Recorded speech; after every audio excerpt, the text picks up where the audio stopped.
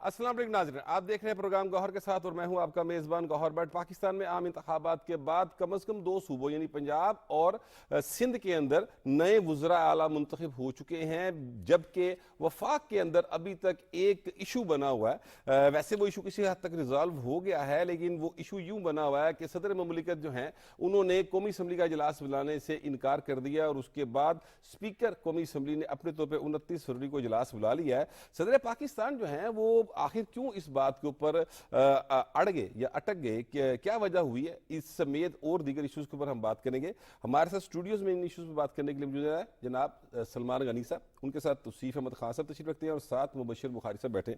तीनों बड़े सीनियर सहाफ़ी और तजिया निगार हैं। जनाब सलमान गनी साहब, ये बताइएगा कि आइन का आर्टिकल 91 की क्लास 2 बड़ी क्लियर है इस बात के ऊपर कि इलेक्शन होने के 21 दिन के अंदर अंदर इजलास होगा, 21वें दिन हर सूरत होगा।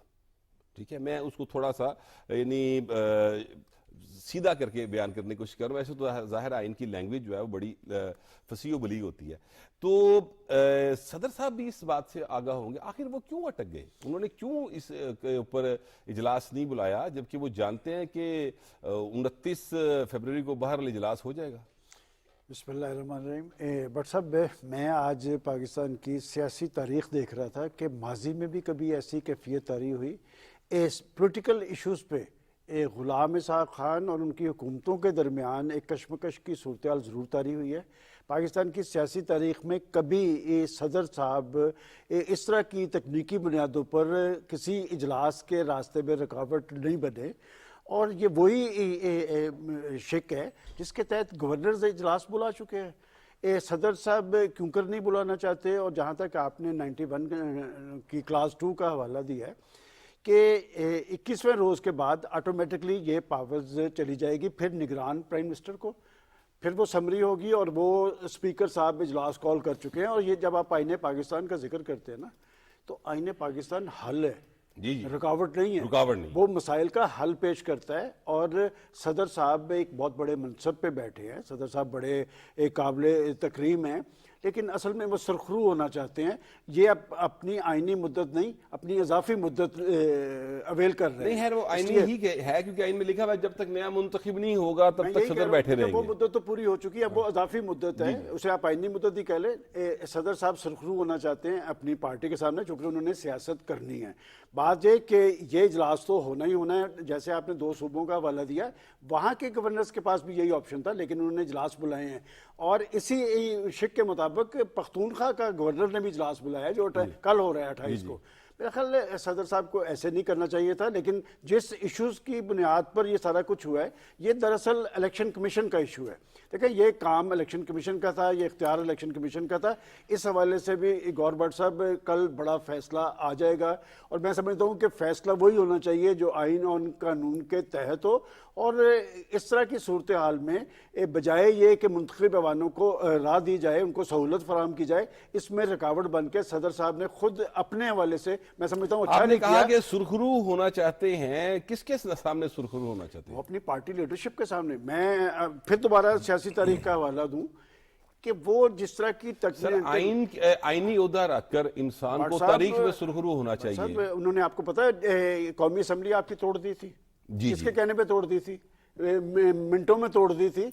तो उस लीडर के कहने पे तोड़ दी थी जो एक रात पहले कौम से खिताब में ये कह रहा था कि मैं खिलाड़ी हूँ और मैं फेस करता हूँ, लेकिन उन्होंने फेस नहीं की थी। एक आईनी अमल था, अदम एतमाद एक आईनी अमल था, और सब कुछ तैयारी थी कि जी वहाँ पर डिप्टी स्पीकर साहब एक रेजोल्यूशन लाते हैं, ख़त्म कर देते हैं, सदर साहब तैयार बैठे होते हैं। और सदर साहब के उस मामले को पाकिस्तान की अदालत उज़्मा ने असम्बली को बहाल किया था। फिर आप देखें कि जब PDM की गवर्नमेंट रही है, उन्होंने जो कानूनी मामला उठाए, उन्होंने हर जगह पर एक रुकावट पैदा करने की कोशिश की है। इस मनसब के कुछ तकाजे हैं, ये पाकिस्तान का सबसे बड़ा मनसब, और सबसे बड़े मनसब के लिए दिल भी बड़ा करना पड़ता है, रोल भी बड़ा करना पड़ता है। मैं समझता हूँ कि इजलास तो हो जाना है, तो सदर साहब का मैं ये चाहता हूँ कि एक पार्टी के सदर के तौर पे आए थे, उन्हें पाकिस्तान का सदर बनना चाहिए था, एक पार्टी का नहीं बनना चाहिए था। और मेरा मसला बतौर एक जर्नलिस्ट के ये है कि मैं चाहता था कि पाकिस्तान का एक सदर जिसने अपनी आइनी मुद्दत कंप्लीट की है, उसे अच्छे अंदाज में रुखसत किया जाए।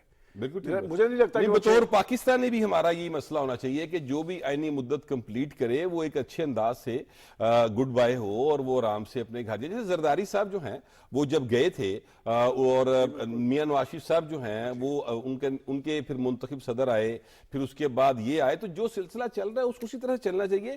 یہ توصیف احمد خان صاحب یہ فرمائیے گا کہ ابھی انہوں نے کہا کہ وہ سپریم ہونا چاہتے ہیں اپنی جماعت کے آگے، تو یا سیاست کرنا چاہتے ہیں، تو میرے جہاں تک مجھے یاد پڑتا ہے جو صدر یا گورنر رہ جائے اس کے اوپر 2 سال کی پابندی نہیں ہے کہ وہ سیاست نہیں کر سکتا۔ نہیں، ان کے آگے بال بچے بھی تو ہوتے ہیں نا۔ تو آپ کو پتہ ہے کہ الیکشن میں ان کے بیٹے کو ٹکٹ بھی نہیں ملا۔ اوکے، تو یہ میں نے کچھ چیزوں کا آئی وٹنس ہوں، یہ عجیب سا رشتہ ہے صدر صاحب کا اور بانی پی ٹی آئی کا، اوکے، لو اینڈ ہیٹ کا۔ تو وہ چیزیں میں نے کچھ سامنے بھی دیکھی ہوئی ہیں۔ تو آپ کو یاد ہوگا، اس سے تھوڑا سا پیچھے چلے جاتے ہیں، آپ تو قومی اسمبلی کی بات کر رہے ہیں نا، سلمان صاحب نے کہا کہ ابھی وہ اسمبلی توڑ دی اور غیر آئینی طور پر توڑ دی، وہ ثابت بھی ہو گیا سپریم کورٹ میں۔ اس کے بعد ایک سیکرٹری صاحب نے مجھ سے سائن کروا لیے، یہ بھی یاد ہے آپ کو۔ He is dragging his feet in fact, okay, کہ کسی طرح میری کوئی اس طرح کی پارٹی کے اندر میری ذاتی کوئی لیگیسی بن جائے۔ یہ پریزیڈنسی کی لیگیسی نہیں ہے، ایک مطلب کبھی اپنی سروائیول کی جنگ ہے، جیسے ہوتا ہے کبھی پارٹی کے اندر میری کل کو پریزنس رہے، ورنہ یہ انتہائی غیر آئینی عمل ہے۔ آپ جمہوری عمل کو روکنے کا بندوبست کر رہے ہیں۔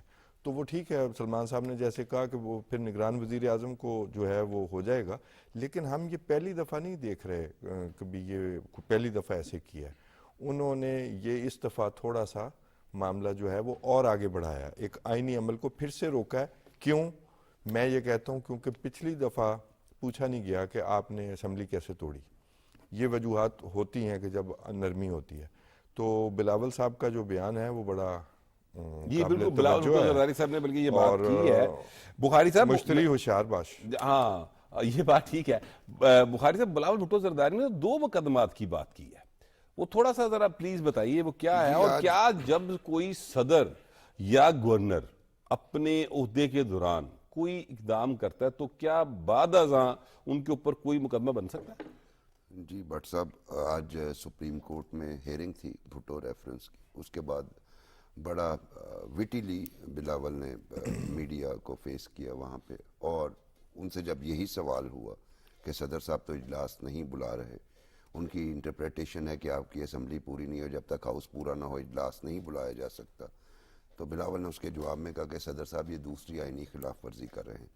پہلے نو کانفیڈنس کے معاملے پہ کی، کیونکہ پتا ہے کہ جب نو کانفیڈنس ٹیبل ہو جائے، موو ہو جائے، تو اسمبلی کو ڈیزالو نہیں کیا جا سکتا۔ تو انہوں نے اس وقت پرائم منسٹر کی ایڈوائس کو، جو کہ خود ایک انکانسٹیٹیوشنل کہلاتی ہے، اگر نہ ہوتی تو کورٹ کا کم از کم وہ ریسٹور نہ کرتا وہ سارے معاملات کو، تو نمبر 1 وہ کہتے ہیں اس میں ان کے خلاف ٹریزن کیس ہو سکتا ہے، اور دوسرا اس دفعے ہو سکتا ہے، چونکہ بڑی سیریس بات ہے، سیریس بات ہے۔ اور بلاول بھٹو ایک پارٹی کے چیئرمین بھی ہیں اور جو آنے والی حکومت ہے اس میں بڑے یعنی اہم وہ حصے دار ہیں۔ میں نے اسی لیے کہا مشتری ہوشیار باش۔ جی بالکل، اور میرے لیے بھی یہ الارمنگ ہے صورتحال، کیونکہ اب جو ہے جس شک کا آپ حوالہ دے رہے ہیں 91 کا، اس کے کلاس 2 یہ کہتی ہے کہ 21 دن میں ہر حال میں ہوگا، اس میں یہ نہیں کہا گیا کہ صدر کی، ہاں صدر پہلے کال کر سکتا ہے، ہاں پہلے کر سکتا تھا، ٹھیک ہے، ایک اس میں یہ یعنی صدر کے پاس صرف یہ اختیار ہے کہ جو 29 کو ہونا ہے اس کو 2-3 دن پہلے ڈریگ کر لے،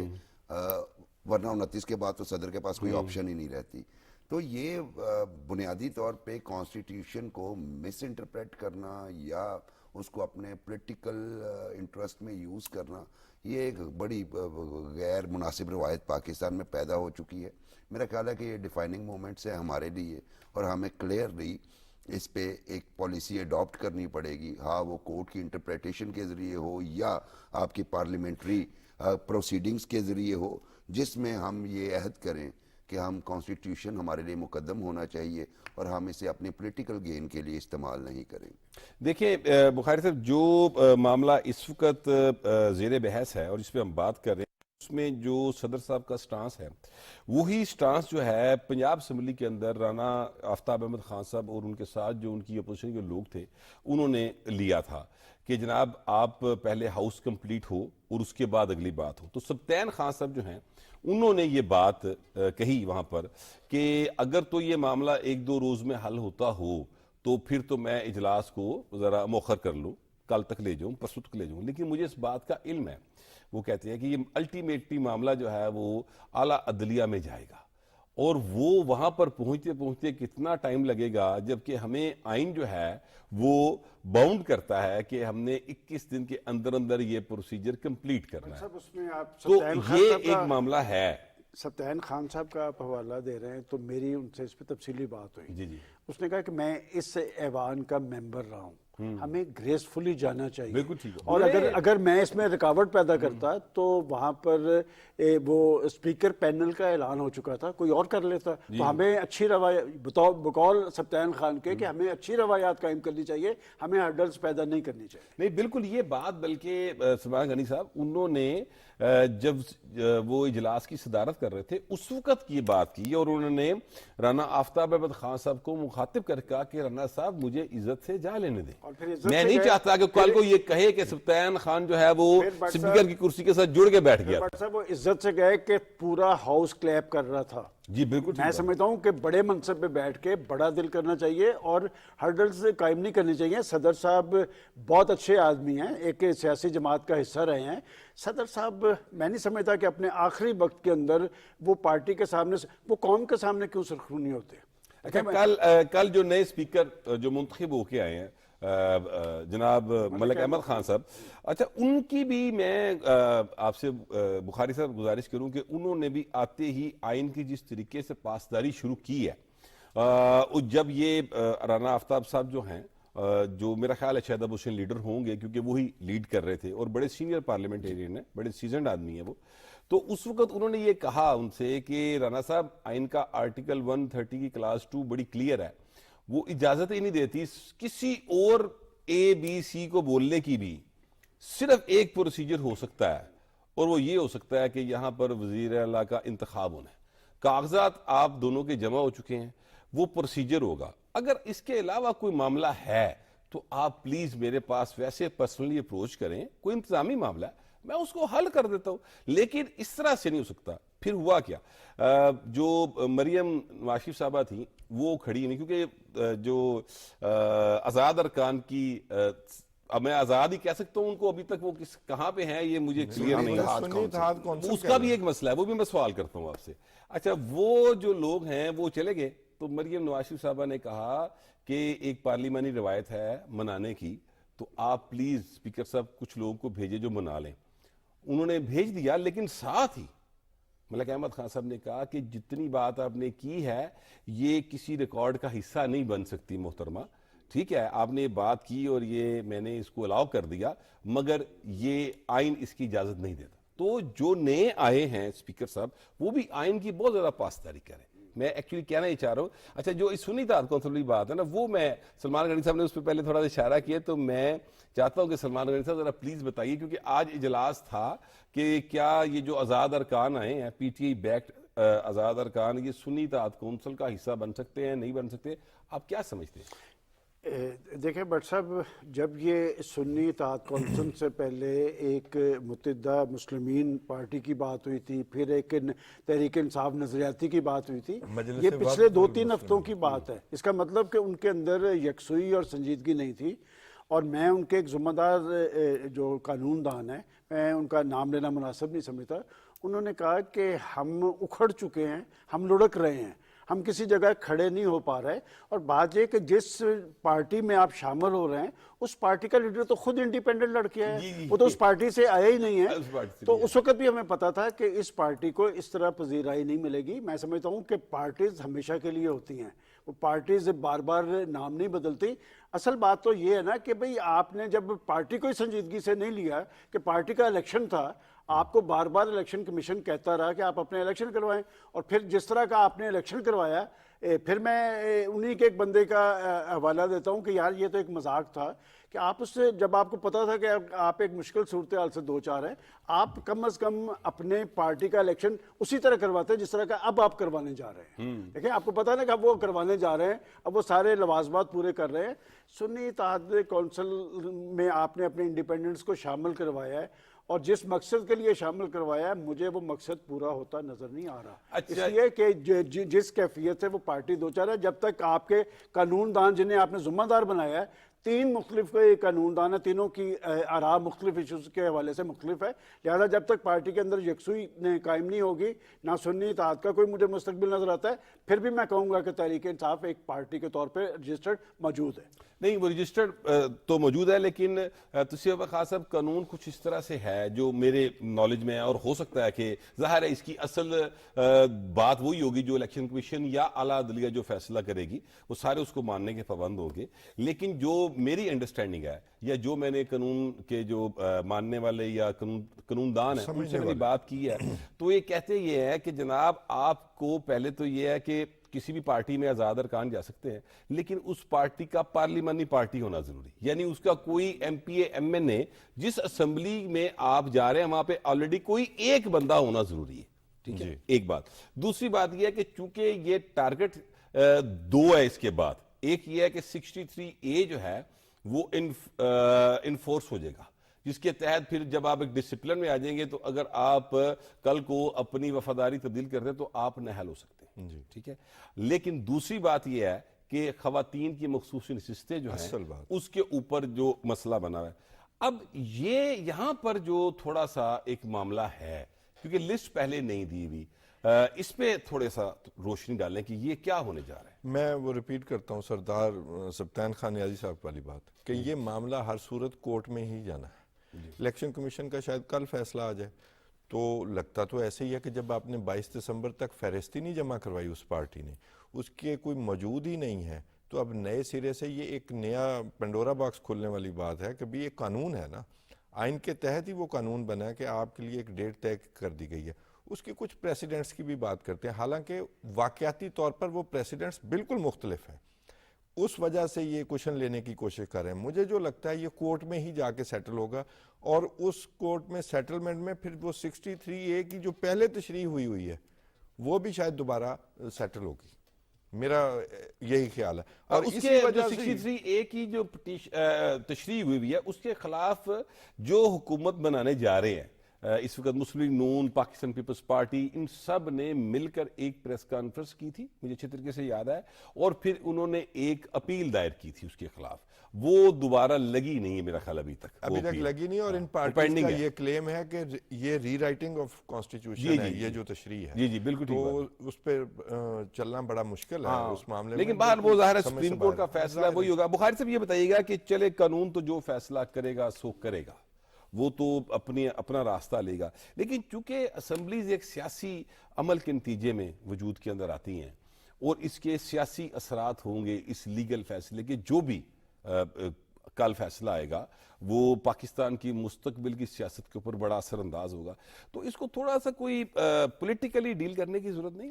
میرے خیال میں کہ جو بیسٹ سلوشن جب اس طرح کے معاملات آ جاتے ہیں تو بیسٹ سلوشن پولیٹیکل ہی ہوتا ہے، کیونکہ جب آپ کورٹ میں چلے جاتے ہیں ڈیلیز آ جاتے ہیں، پھر انٹرپریٹیشنز آ جاتے ہیں جو ایک پارٹی کے لیے قابل قبول نہیں ہے، دوسرے کے لیے قابل قبول ہے.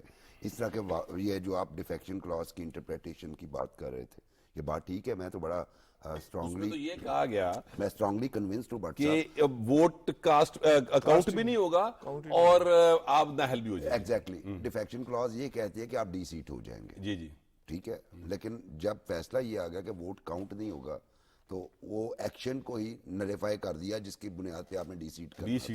تو اس کے لیے تو امینڈمنٹ کی ضرورت تھی. اس پہ بھی میں کہتا ہوں کہ پولیٹیکل پارٹیز کو بیٹھنا چاہیے پارلیمنٹ کے اندر سے اس کے معاملے پہ ڈیسائیڈ کر لیں. اور آؤٹ سائڈ دا پارلیمنٹ میرا خیال ہے، اور میں بڑا پرانا کہہ رہا ہوں جب سے یہ ریزلٹس آئے، کہ اس وقت 2 بڑی پارٹیز پاکستان مسلم لیگ نواز اور پاکستان پیپلز پارٹی، ایون دو کہ وہ دوسری مخالف گروپ تو بات کرنے کو تیار ہی نہیں ہے. میرا خیال ہے کہ انہیں پھر بھی کوئی نہ کوئی چینل اوپن کرنا چاہیے کہ بات چیت کے ذریعے ان مسائل کا حل ہو، کیونکہ پولیٹیکل سولوشن ہمیشہ جو ہے وہ ڈیوریبل بھی ہوتا ہے اور ایکسیپٹیبل بھی ہوتا ہے. اور وہ جو پبلک پلس ہے اس کو بھی پیسیفائی کرنے کے لیے یہی ہوتا ہے، کیونکہ ماضی میں یہ ہوا کہ جب کورٹ سے فیصلے آتے تھے تو ایک جو ہے وہ ویو آف کمنٹس جو ہے وہ کورٹ کے خلاف یا حق میں آتی تھی، آج بھی وہی ہو رہا ہے۔ جناب سلمان غنی صاحب یہ بتائیے گا کہ مریم نواز شریف صاحبہ نے جو ہے حلف اٹھانے کے فوراً بعد ہی اجلاس بلائے اور وہ بہت ایکٹیو دکھائی دیں، آج بھی وہ سارا دن بڑی ایکٹیو تھی۔ آپ سمجھتے ہیں کہ شہباز شریف صاحب نے جو معیار سیٹ کیا ہے شہباز سپیڈ والا، مریم صاحبہ ان کو بیٹ کر جائیں گی؟ دیکھیں بٹ صاحب، ایک تو جہاں پہ مبشر صاحب نے بات ختم کی ہے اور آپ نے یہ سوال اٹھایا تھا، مسائل کا سیاسی حل ہی کارگر ہوتا ہے اور نتیجہ خیز ہوتا ہے۔ ہمارا بڑا سیاسی المیہ پچھلے 10-12 سال سے یہ ہے کہ ہر ایشو کو ہم اٹھا کے، یہاں تک کہ مہنگائی کا ایشو بھی ہم اٹھا کے کورٹ پہ لے کے جاتے ہیں، اور اگر یہ سارے معاملات وہاں پر طے ہونے ہیں تو پھر پارلیمنٹ کا کیا جواز ہے؟ دوسری بات آپ نے جو مریم نواز صاحبہ کی ہے، دیکھیں کہ ڈائیلاگ کا عمل جو ہے یہ جمہوریت کی جان ہے۔ کل جب آپ نے رانا آفتاب خان صاحب کا ذکر کیا، ہم سب لوگ انہیں جانتے ہیں، وہ پیپلز پارٹی کے سرکردہ لیڈر رہے ہیں، پنجاب کے پریزیڈنٹ رہے ہیں، سیاسی بیہیویئر رہا ہے ان کا۔ جی بالکل۔ لیکن مجھے افسوس اس بات کا ہوا ہے کہ میں رانا صاحب کو جانتا ہوں، رانا صاحب ہمیشہ پولیٹیکل ایٹیچیوڈ اپناتے ہیں۔ اب جیسے میں نے پہلے پریزیڈنٹ صاحب کے بارے میں بڑے بجھے ہوئے دل کے ساتھ کہا کہ وہ کہیں سرخرو ہونا چاہتے ہیں، کیا میرا رانا آفتاب بھی اسی پہ قربان ہوگا؟ کیا ہمارے سیاسی لوگ یا سیاسی کارکن سیاسی طرز عمل کا مظاہرہ نہیں کریں گے؟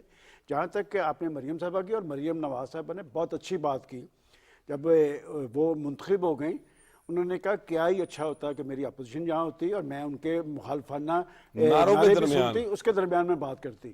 اور میں آپ کو یہ بتاؤں کہ جہاں تک آپ نے شہباز شریف صاحب کے ٹرینڈ کی بات کی ہے، یہ مریم صاحبہ کا سب سے بڑا چیلنج ہی ان کی لیگیسی ہے، اس لیے کہ ان کے والد محترم بھی چیف منسٹر رہے ہیں، ان کے چچا جان بھی 3 دفعہ چیف منسٹر رہے ہیں، اور ان کی کزن بھی چیف منسٹر رہے ہیں، کزن بھی رہے ہیں۔ دیکھیں بات یہ کہ باپ اور چچا جو ہے وہ کامیاب چیف منسٹر رہے ہیں، اس لیے کہ یہاں سے انہوں نے پھر ٹیک آف کیا اور وہ پاکستان کے پرائم منسٹر، بھائی بھی کامیاب ہو جاتا، کزن بھی ہو جاتا اگر موقع ملتا، ٹائم بہت کم تھا ان کے پاس۔ لیکن بات یہ کہ وہ چونکہ کامیاب چیف منسٹر رہے اور وہ کامیاب پرائم منسٹر کے منصب پہ پہنچے۔ میں سمجھتا ہوں کہ جیسے مریم صاحبہ نے جن خیالات کا اظہار کیا نا، میں 100% سمجھتا ہوں کہ شہباز شریف صاحب کو بھی جب خطاب کریں گے اپنے انتخاب کے بعد تو وہ چارٹر آف ڈیموکریسی کی بات بھی کریں گے، وہ ڈائیلاگ کی بات کریں گے، اور اگر آپ نے واقعتاً پاکستان کو آگے کی طرف لے کے جانا ہے تو پھر یہ ڈائیلاگ ہوتا ہے۔ بٹ صاحب آپ سیاسی تاریخ ذرا اٹھا کے دیکھیں، میں ان افراد کے نام جانتا ہوں جب 2 پارٹی سسٹم تھا کہ پیپلز پارٹی کی جانب سے خورشید شاہ صاحب ہمیشہ گورنمنٹ کے ساتھ رابطے میں رہتے تھے، اور گورنمنٹ کی جانب سے ہمیشہ اسحاق ڈار صاحب ان کے ساتھ رابطے میں رہتے تھے، اور ہمیشہ حل نکالا جاتا تھا۔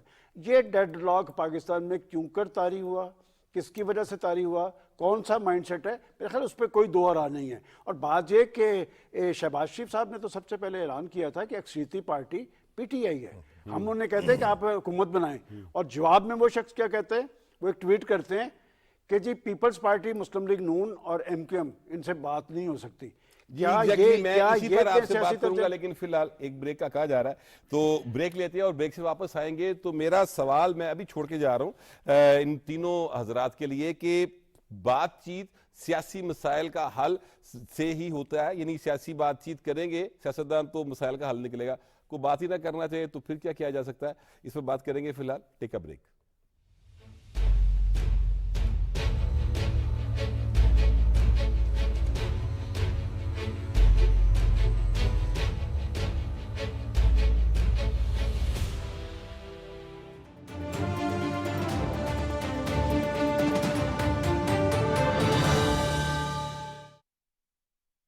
اللہ اکبر اللہ اکبر اللہ اکبر اللہ اکبر اشہد ان لا الہ الا اللہ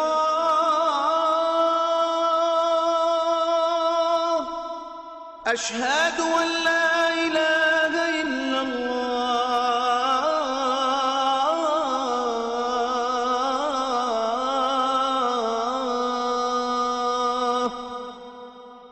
أشهد أن محمد رسول الله أشهد أن محمد رسول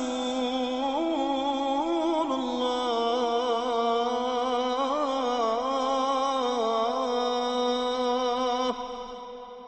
حي على الصلاة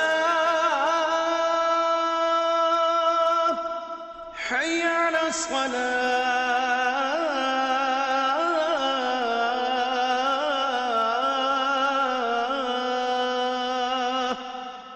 حي على الفلاح حي على الفلاح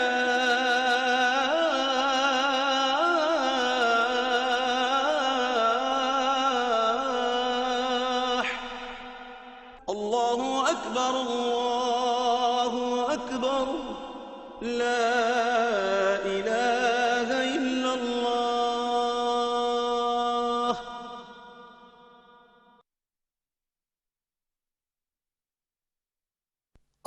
اللهم صل على محمد وعلى آل محمد كما صليت على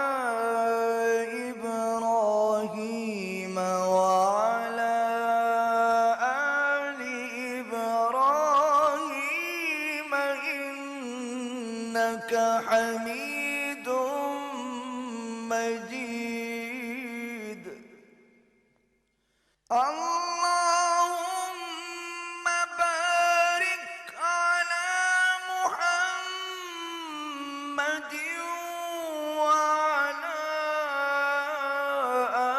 آل محمد كما باركت على إبراهيم وعلى آل إبراهيم إنك حميد مجيد.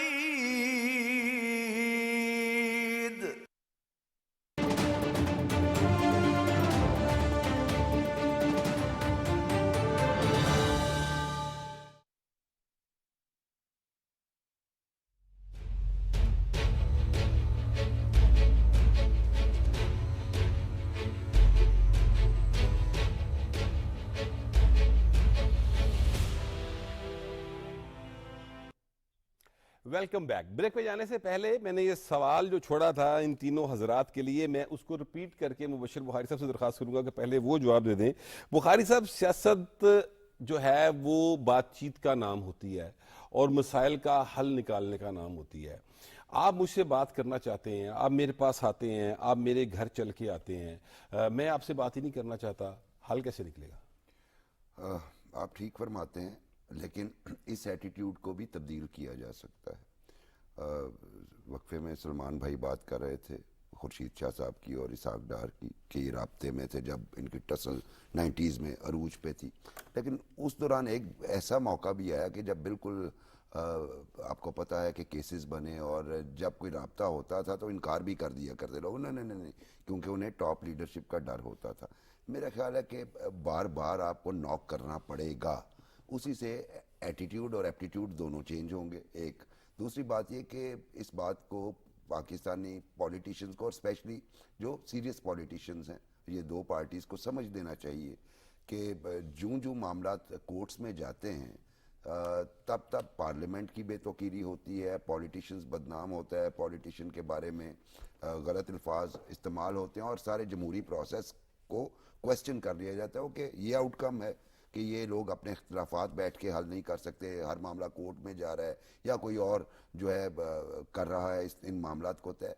तो मेरा ख्याल है ये लम्हा फिक्रिया है, क्योंकि इस वक्त हम एक्सट्रीम पे हैं, पोलराइजेशन, सोशल डिवीज़न, और ऐसे में इसी जमहूरियत की मसलन अभी आपके सामने है सोशल मीडिया ट्रेंड्स जो हैं, इन असम्बलीज़ को नहीं मान रहे लोग, सीएम अगर हो गई हैं फर्स्ट एक सेगमेंट ऑफ सोसाइटी वो ये कहते हैं कि जनाब केपीके में जो हुआ वो बिल्कुल ठीक हुआ, बाकी पंजाब में जो हुआ वो गलत हुआ। बिल्कुल ये बात हो रही है, वही मीठा मीठा हाफ हाफ कोड़ा कोड़ा।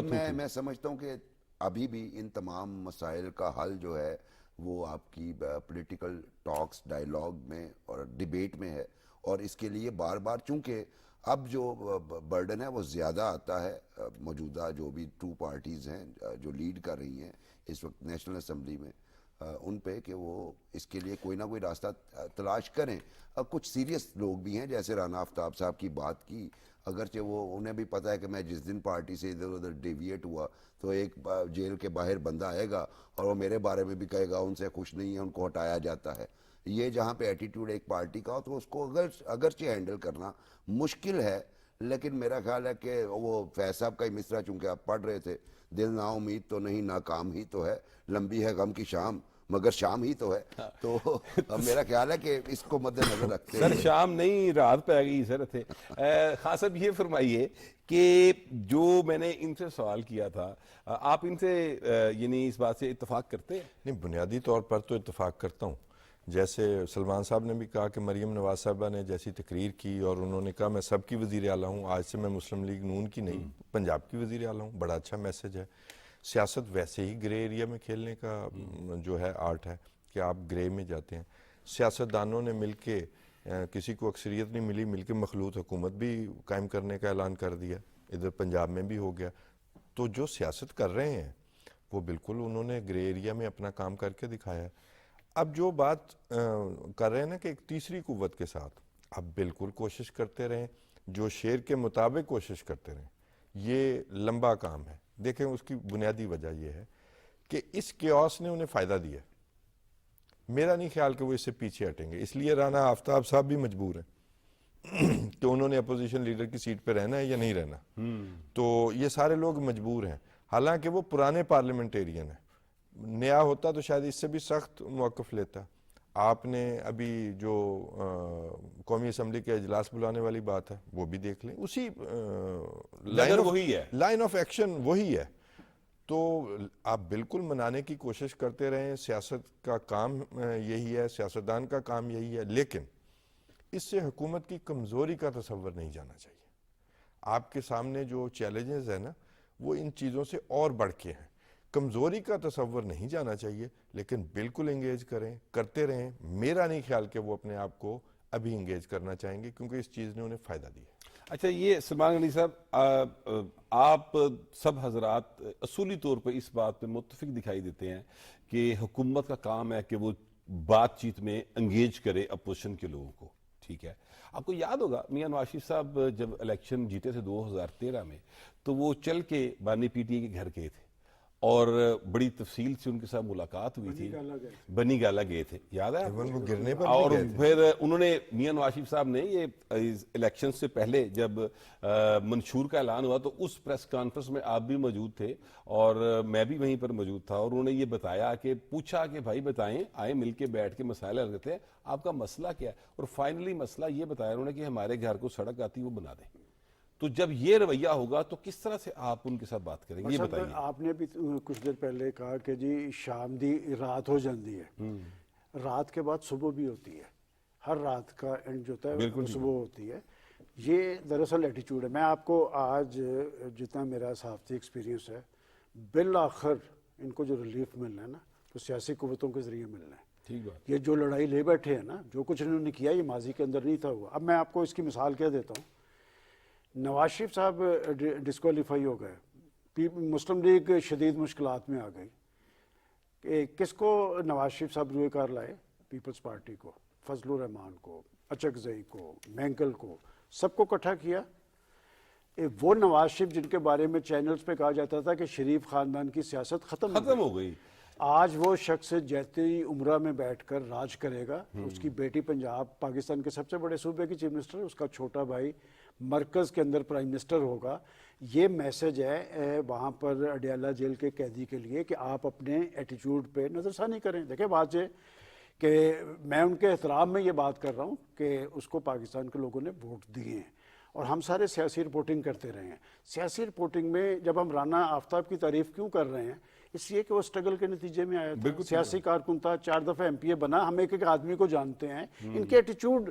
ہم سیاستدانوں کے ساتھ اپنا وزن اس لیے ڈالتے ہیں کہ سیاستدان کو ہم سب کچھ کہہ لیتے ہیں، وہ برداشت کر لیتا ہے. لیکن اب میں آپ کو مثال اس لیے دے رہا ہوں کہ ہمیشہ جو انیشیٹو ہوتا ہے وہ حکومتیں لیتی ہیں.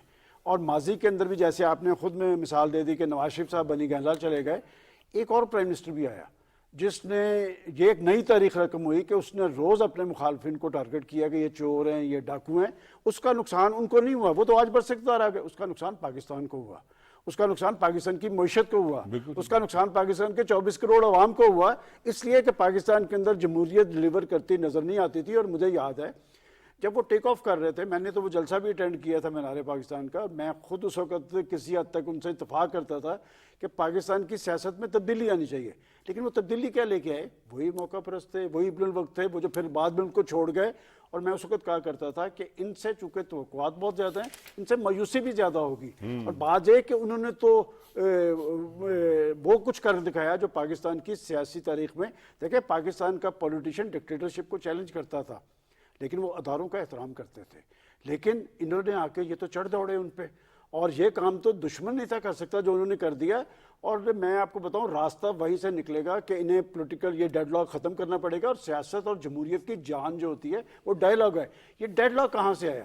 یہ ڈیڈ لاک کے ایٹیچیوڈ کا ہے. دراصل وہ جس کیفیت میں پاکستان کی مسجد اقتدار پر پہنچائے گئے وہ تو ون پیج کی گردان کرتے تھے. اور میں اس وقت کہتا تھا کہ اس ون پیج کو اب روئے کار لائیں پاکستان کو مضبوط بنانے کے لیے، پاکستان کو استحکام کی منزل پہ پہنچانے کے لیے. پاکستان کے جو مہنگائی زدہ، مسائل زدہ لوگ ہیں ان کے مسائل کے حل کے لیے بروئے کار لائیں. لیکن وہ ون پیج طاری نہ رہ سکا، اس لیے کہ جب آپ کے مائنڈ کے اندر مائنڈ آپ کا جمہوری نہیں ہوگا اور آپ سمجھیں گے کہ میں ہر چیز سے بالاتر ہوں تو پھر اس کا انجام اچھا نہیں ہوتا. یہی بات، یہی جو آپ نے کہا نا کہ جب آپ سمجھیں گے کہ میں ہر چیز سے بالاتر ہوں. اور آپ ہی نے یہ ایک بات بھی کی تھی بخاری صاحب، میں آپ کی طرف آنے لگا ہوں کہ خورشید شاہ صاحب اور اسحاق ڈار صاحب کا مسلسل رابطہ رہا، یہ غنی صاحب نے بتایا. اور یہ بات ہم سارے جانتے ہیں اس بات کو، جو بھی حالات رہے لیکن ایک رابطہ رہا. اور جو بھی بات چیت ہوتی تھی ان کے ذریعے اس کے بعد پھر دونوں پارٹیز کے جو لیڈر ہوتے تھے ان کے اوپر سٹینڈ کرتے تھے.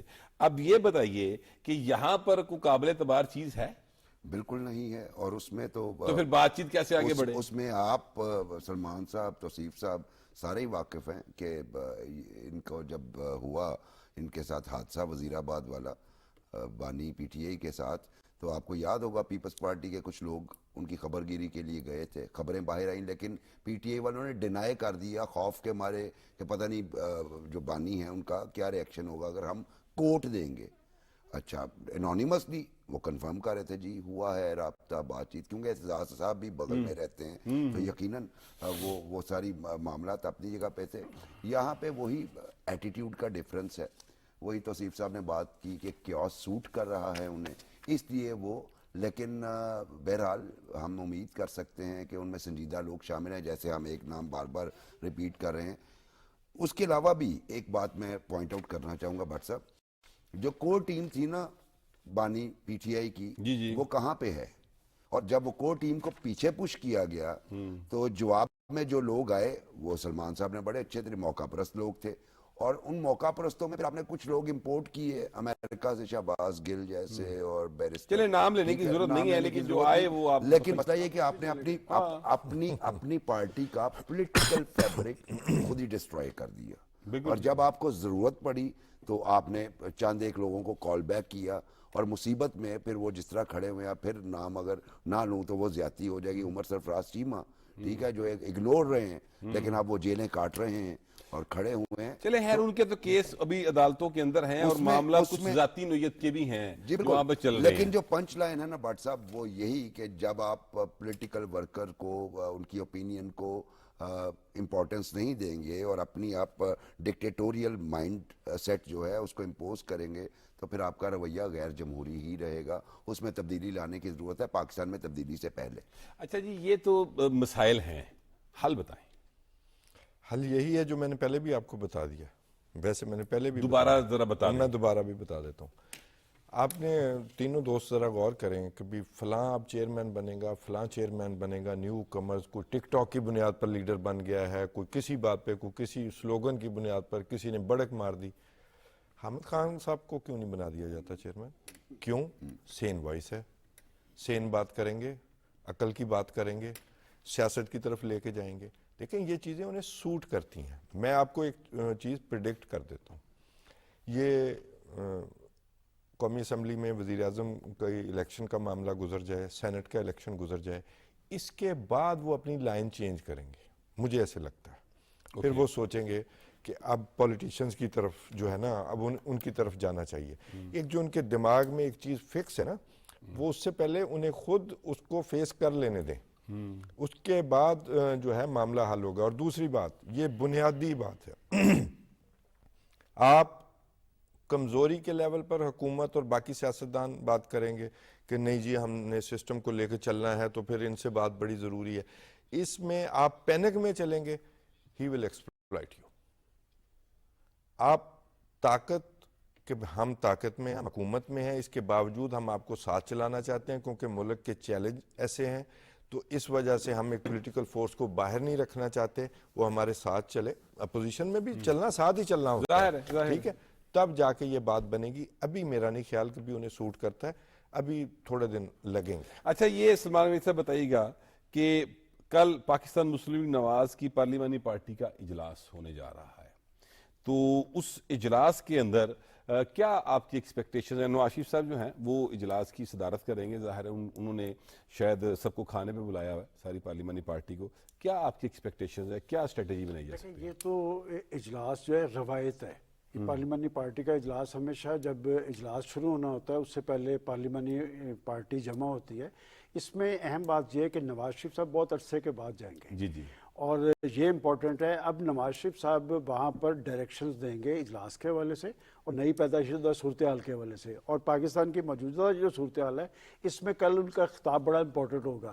میاں نواز شریف صاحب بٹ صاحب آج کل بڑا کم بول رہے ہیں اور تول کے بول رہے ہیں, اور آپ کے پروگراموں میں یاد کریں میں آپ کو کیا کہتا تھا کہ وہ ایک بڑا رول, آپ یہ جو بھی ڈائلاگ کی بات کر رہے ہیں نا, میں سمجھتا ہوں کہ آج کی صورتحال کے اندر بھی نواز شریف صاحب بڑا رول ادا کر سکتے ہیں. اور یہ میں بڑی ایک عجیب سی بات آپ کو بتانے لگا ہوں, ان کا ایک سافٹ کارنر رہا ہے ماضی کے اندر بھی عمران خان کے والے سے, چونکہ وہ بھی کرکٹر تھے, اور آپ کو یاد ہوگا کہ ایک مرلہ ایسا آیا تھا کہ وہ تو اسے ساتھ میں لانے کا سوچ رہے تھے اور انہوں نے 25 سیٹیں انہیں آفر کی تھی.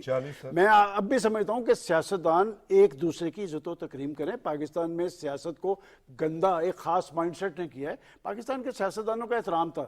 دیکھیں خورشید شاہ اور ڈار صاحب کی بات میں اس لیے کہہ رہا ہوں چونکہ میں اس سارے عمل کو دیکھا کرتا تھا, اس لیے کہ یہ لوگ آپس میں جب رابطہ کرتے تھے نا معاملات کا حل نکلتا تھا, آگے کی طرف جایا جاتا تھا. آج بھی اگر صورتحال کو آگے کی طرف لے کے جانا ہے تو سب کو اپنے اپنے طرز عمل پہ نظر ثانی کرنی پڑے گی. اور ایک اور میں بات کہوں گا, آپ نے ایک بڑا مختصر سا سوال کیا ہے خان صاحب سے کہ جی حل کیا ہے. سر حل یہ ہے کہ آپ کو جو مینڈیٹ ملا ہے اس کے مطابق لوگوں کو ڈیلیور کریں. یہ جو بجلی کے بل اور گیس کے بل ہے, لوگوں کی زندگی جیرن بنائے ہوئے ہیں. بٹ صاحب آپ کے مجھے لگتا ہے شاید آپ کے بل نہیں آ رہا. یہ جو بل 7 روپے اور 8 روپے کا پر یونٹ اضافہ ہے نا, یہ ان کے لیے چیلنج ہے نئے حکمرانوں کے لیے. اور اگر لوگوں کو ریلیف نہ دے سکے تو پھر معاملات اچھے نہیں ہے, پھر آگے نہیں ہم بڑھ پائیں گے. نہیں, اصل چیلنج جو ہے وہ ہے یہ کہ مہنگائی جو ہے وہ آسمان کو چھو رہی ہے, اور عام آدمی جو ہے چولہے بجھ رہے ہیں, ان کے جل رہے ہیں. جی بالکل, کون اسے ریپیئر کرے گا؟ دیکھیں بات جو مریم نواز صاحبہ بہت اچھی بات ہے, بڑے صوبے کی چیف منسٹر ہوئی ہیں, تو یہ سب کچھ مشروط ہوگا ان کے ڈیلیور کرنے کے ساتھ اور گورننس کے عمل کے ساتھ. بٹ صاحب یہ جو مہنگائی کے رجحان کی ہم بات کرتے ہیں نا, میں آپ کو ایک بات بتاؤں کہ اگر تھوڑا سا ہم واچ کریں, اس میں مڈل مین کا رول جتنا کم ہوگا نا اتنا زیادہ لوگوں کو ریلیف ملے گا. بڑی اہم بات کی آپ. اچھا بخاری صاحب یہ بتائیے گا کہ مہنگائی, اب ظاہر ہے کہ سارا کچھ پیٹرول کی قیمتیں ہم تو کنٹرول نہیں کرتے, پاکستان تو نہیں کرتا, ٹھیک ہے, عالمی مارکیٹ میں ہوتا ہے. وہاں پر جب پیٹرول کی قیمت بڑھے گی تو یہاں بھی بڑھے گی, تو پھر یہ چیزیں کیسے کنٹرول ہو سکتی ہیں؟ دیکھیے سر, پیٹرول کی قیمت یا ڈالر پرائس ہی تو ایشو نہیں ہے. ایڈیبل جو ہیں پاکستان میں, جو بلیک مارکیٹ پلس جو پرائس کنٹرول آؤٹ مطلب ختم ہی ہو گیا نا پاکستانی معاشرے سے. یہ آ کے میں سوچ رہا تھا اور ہو گیا, مطلب اتفاق کی بات ہے کہ ہم نے سوچا کہ وہ ان کو ایڈوائز کریں کہ پرائس کنٹرول کمیٹیز کو ریوائیو کیا جائے اور کوئی سخت قسم کا کوڈ بنایا جائے تاکہ مارکیٹ میں بیٹھے لوگ اپنی من پسند جو قیمتیں ہیں وہ نہ کر سکیں. تو یہ اعلان ہو گیا. اچھا, میں اسے ذاتی طور پہ سمجھتا ہوں کہ ایک بڑا اچھا سٹیپ ہے, اور اگر آپ نے واقعی اسے سسٹمیٹکلی ان کو ایکٹیویٹ کر کے رن کر دیا تو آپ کی کم از کم جو ایڈیبل آئٹمز ہے ڈیلی یوز, ان کی پرائس میں آپ کو ڈفرینس نظر آئے گا کم از کم پنجاب کی حد تک, اور میں ایکسپیکٹ کرتا ہوں کہ دوسرے صوبے بھی شاید اس طرح کریں. ایک بات تو یہ ہوگی. دوسری بات یہ ہے کہ آپ کو لوکل فنڈ جنریٹ کر کے، چونکہ آپ صوبے کو ہیڈ کر رہے ہیں، لوگوں کی فلاح و بہبود کے لیے خرچ کر سکتے ہیں. یہ میں صرف پنجاب کی حد تک بات کر رہا ہوں. اور دوسری فیڈرل لیول کی اگر بات کی جائے تو فیڈرل لیول پہ کچھ سلیوشن موجود ہیں، جیسے بلاول نے کہا تھا کہ یہ ریڈنڈنٹ منسٹریز ہیں، پھر سبسڈیز جو ہم دیتے ہیں فرٹیلائزر سیکٹر کو، آف کورس وہاں سے آپ کر کے اگر عوام کی فلاح کے لیے خرچ کر دیں، انہیں کوئی ریلیف دے دیں، تو میرا خیال ہے کوئی برا آئیڈیا نہیں، اور ان پہ کام ہو بھی رہا ہے. خان صاحب، آپ کے خیال میں آپ کے پاس کوئی ایسی خبر ہے کہ جو آنے والی حکومت ہے وہ ان ایشوز پر کام کر رہی ہو کہ کس طرح سے عوام کو ریلیف ملے؟ کیونکہ بہرحال فیڈرل گورنمنٹ کے اقدامات سے ہی ریلیف عام آدمی تک پہنچے گا. مریم نواز صاحبہ کی تقریر سے تو اندازہ بھی ہوتا ہے، اور سلمان غنی صاحب نے بڑی مریم نواز صاحبہ جو ہے نا وہ وزیر اعلیٰ پنجاب بنی ہے. نہیں، میری بات، وہ ان کی ذمہ داری جو ہے وہ گڈ گورننس ہے. نہیں، میری عرض سن لیں نا. اب صوبے اس بات کی ذمہ داری اٹھائیں کہ سوائے پیٹرول کے باقی مہنگائی کنٹرول کرنے کی جو ذمہ داری ہے قانونی طور پر ان کے ہے. یہ سیاست کھیلنا بند کریں نا، یہ ان کی ذمہ داری ہے، یہ فیڈرل گورنمنٹ کی نہیں ہے. اب جو بات انہوں نے کی نا، آپ نے سلمان صاحب کو 2 منٹ اور دیتے تو وہ آپ کو کھول کے بتا دیتے. یہ جو مڈل مین والا ایشو ہے، جی آپ کے بجلی کے بل، باقی یہ چیزیں ایک سائڈ پہ رکھیں. آپ کی سبزی جو ہے، جو فروٹ ہے، وہ منڈی میں 100 روپے کا بکتا ہے، اور جو دکاندار ہے وہ 300 روپے کا بیچ رہا ہے. اس کو کون مانیٹر کرے گا؟ اصل ایشو یہاں پر ہے. آپ کی دالیں، آپ کی چینی، یہ جو غلہ منڈی میں بکتی ہیں اور اس کے بعد ریٹیلر کے پاس آتی ہیں، آپ کو پتہ ہے اس میں کہتے ہیں منافع لیتے ہیں کیونکہ ہم وہ لا کے مارکیٹ میں بیچ رہے دنیا ہیں. کا کوئی ایسا خطہ بتائیں جہاں 200 سے 250% منافع ہو جناب. آپ سبزی کا ریٹ آپ صبح جائیں منڈی میں اور پھر جا کے دکاندار کے پاس ریٹ پتہ کریں، اور وہ بھی علاقہ وائز بھی فرق ہے. گورننس کا لفظ یہ ایشو تو یہی ہے، پنجاب یا سندھ گورنمنٹ نے حل یہ کرنا ہے. بالکل درست کہہ رہے ہیں کہ اس کا مطلب میں اگاڑا سے جاتا تھا، میں باغ سے امرود لے کے آتا ہوں 30 روپے کلو، لاہور آتا ہوں تو 100 روپے سے کم کہیں نہیں ملتا. اس کا مطلب یہ 70 روپے والا بندہ جو ہے، آپ پرانی بات کر رہے ہوں گے. نہیں، میں آپ کی بات آپ کو بتا رہا ہوں جناب. یہی مسئلہ ہے. یہ جو منافع خور اور ذخیرہ اندوز ہیں، یہ بہت طاقتور ہیں، اور ان کو کس کی پشت پناہی حاصل ہوتی ہے؟ جن کے گھروں میں مفت فروٹ اور مفت ویجیٹیبلز جاتی ہیں. اور بات یہ کہ یہ بجلی، گیس اور پیٹرولیم پاکستان میں صرف اس شخص کو محسوس نہیں ہو رہا ہے جس کو فری مل رہے ہیں. بالکل باقی ہر شخص کو مل رہا ہے. اور شہباز شریف صاحب کے آگے ہم ہاتھ جوڑ کے کہتے ہیں، اور یہ بات میں آپ کے سامنے نہیں کہہ رہا، میں شہباز شریف صاحب پرائم منسٹر تھے، میں نے ان کے سامنے جا کے کہا تھا کہ جناب میں حلال خور آدمی ہوں، میرا بل 25 سے 30 ہزار آتا تھا جو 1 لاکھ سے اوپر آتا ہے، تو بتائیں اس کا ذمہ دار کون ہے؟ تو میں سمجھتا ہوں کہ جب تک پاکستان کے اندر جمہوریت ڈیلیور نہیں کرے گی، نہ یہاں سیاسی استحکام آئے گا، نہ اقتصادی استحکام آئے گا. اب قربانی پاکستان کی اشرافیہ اور حکمران طبقے کو دینی پڑے گی. پاکستان کے عوام کا کچھ عمر نکل چکا ہے. بخاری صاحب، اشرافیہ کو قربانی دینی پڑے گی، یہ بہت اچھی بات انہوں نے کی ہے، لیکن اشرافیہ ہی تو پارلیمنٹ میں بیٹھی ہوئی ہے، اشرافیہ ہی تو جو ہے وہ ساری چیزوں کو رن کر رہی ہے. کس طرح سے یہ ممکن ہو سکے گا؟ دیکھیے، اگر ٹاپ پہ بیٹھے ہوئے بندے جو ڈیسیشن میکرز ہیں وہ فیصلہ کر لیں تو یہ ہو جائے گا. ہاں، انہیں ریزسٹنس آئے گی ہمارے بیوروکریٹک سرکل سے، چونکہ اب آپ مانیے نہ مانیے وہ بھی اشرافیہ میں جا چکے ہیں، رولنگ ایلیٹ ہے. بالکل ٹھیک ہے، ان کی طرف سے آپ کو ریزسٹنس آتی ہے. لیکن میں آج بھی یہ سمجھتا ہوں کہ اگر یہ 2 گھر ہی یہ ڈیسائیڈ کر لیں کہ ہم نے کرنا ہے اور اشرافیہ کو ہم نے اسکرو اپ کرنا ہے، یعنی ٹیکسیشن زیادہ دے دیں، ان کو آپ نہ سبسڈی دیں، لیکن جو ڈیزرو کرتے ہیں انہیں کہیں نہ کہیں سبسڈی دے دیں، تو یہ مسئلہ حل ہو سکتا ہے.